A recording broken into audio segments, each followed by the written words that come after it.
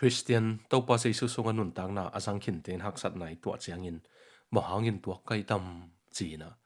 lungai na ngai sut na tam piong om thei sel hi lai siang tho sung lim taken le hang en mo na i bol man hi zen zen lo ei gam tat khel mani tat khel man i he khel mani zen zen lo ina ei thei kiu kiu lo in a hanga tua momina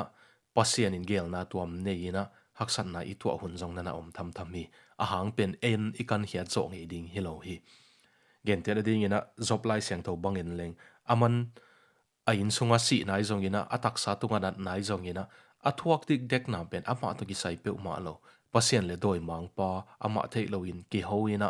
amau ki kala ki ho na to ki to kina man athuak na na hi gi ge hi toy man ina haksati tu pol khat pen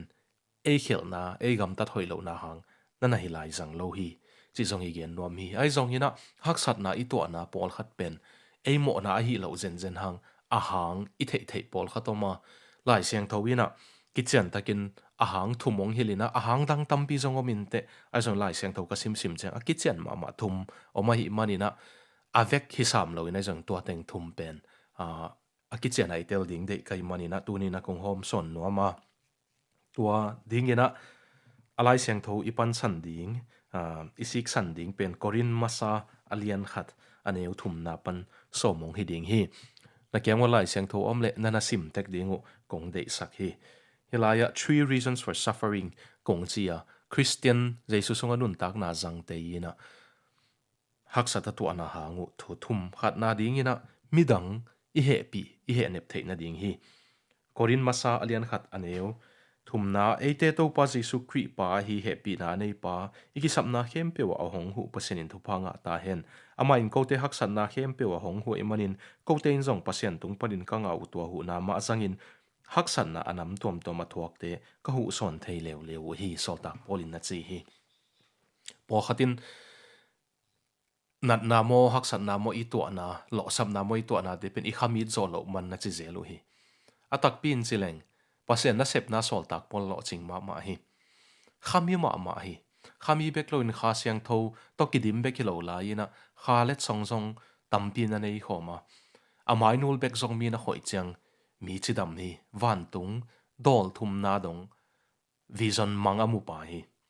a hi zong ina tua banga khami ma pa na ngonin haksat ka tua kwa den chiang ye ding siding tak tak hi ta nge chi chiang dong ina haksat na na tuak mo khi a khamit lo man hi lo hi ai zong in tua banga tu ana pen mo na bol man zong hi lo wa pasianina Haksatna atuak te a he pi thei na ding le a hu thei na ding in na tuak sak mo khi aman zong Haksata tu acheng pasian mai no hu ina he pi a hi lam kichian takin thei a hi man na sol tak polin song Haksat lo sap te na tuaka tua bang ma to aman midang te ong hu thei na hi mo khi lai siang tho gel ding na ngon in pasien asat ngam pa na ngon Haksatna na tuak sak mo khi pasianin to pen midang a happy thei na ding hi khat ve ani tua lo chiang inun tak na ide banga pai lo isen pi lo chiang mi tung pe wa ki lung tom thei alo ching lo te pe wa han chiam lo manu ki sa thei pe ki hom tho thei nat na tuak te pe ki tel siam zo lo mai thei min atua hak na nau pol khat hanga alung kian na hong ki tel siam lo mai thei azo ani tua chiang o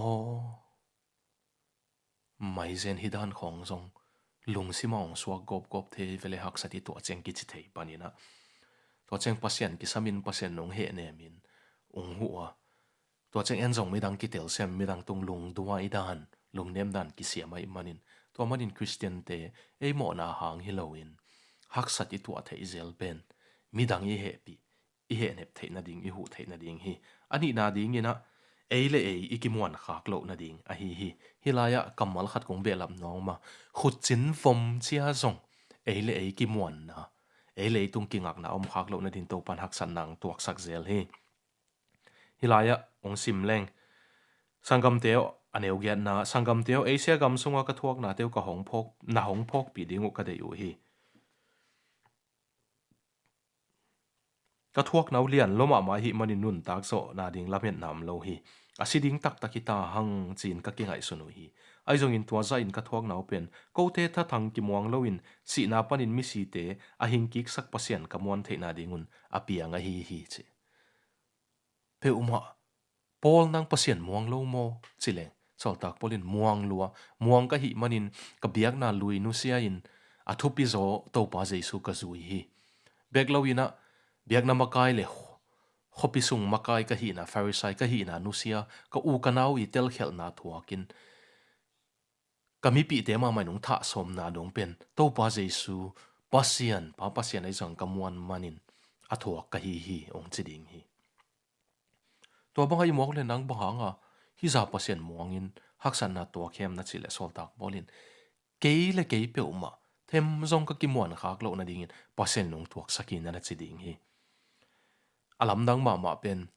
aphadia kina mi hingin thupa isan pian chiang pasien na sep na sung banga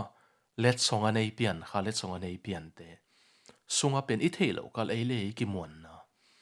ei le hi thei ki sak na pen na om nuam ma a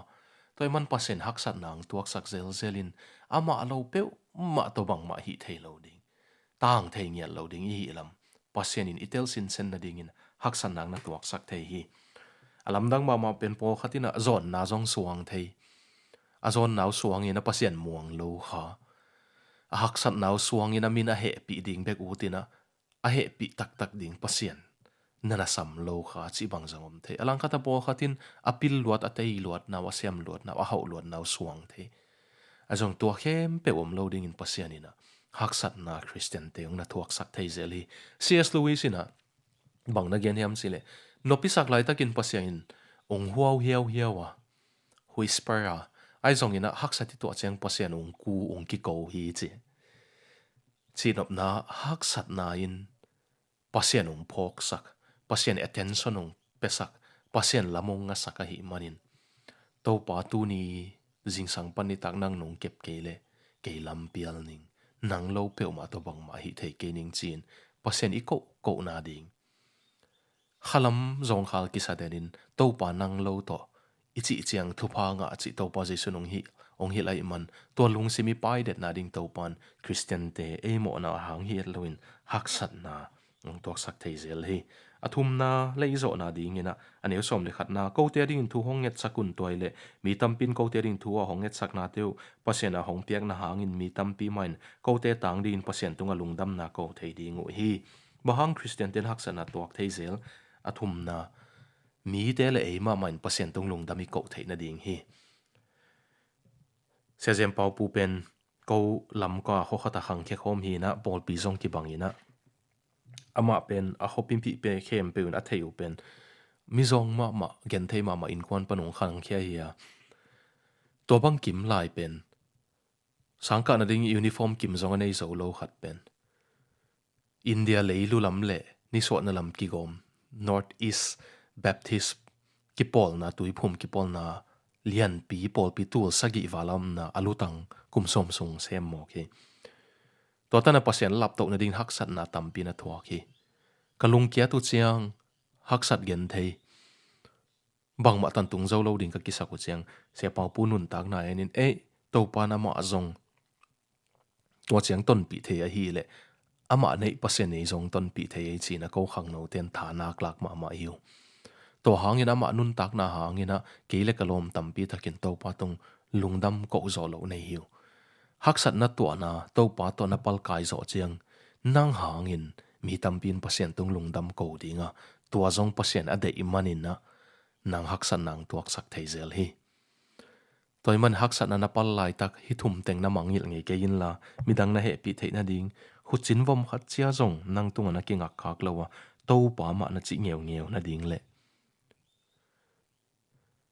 midang in nang hangin pasien tung lungdam ko thei na ding in to pan haksat nang tuak sak zel hi toy manina imo na hang zong tuak thei ma ithuman lo na hang zong tuak thei ma ai zong ina to te hang hi lo na thuak chiang in nang le nang na ki mo sak ken la na lung ke in la to pa hi haksat na bang chik chang be ding chi sang hi haksat na pan nang bang hoi sem khe dinga hi tung pan ke bang tanina khalama asang na lam zuan sem ding ka hiam nang de na bang hita hen topa achi zo dingin topan thupa hong pia hen la nop sak na sung sang haksat na sung pan isin hiat thu te kimang tak tak zo hi lam mangil lo dingin topan thupang pia hen lungdam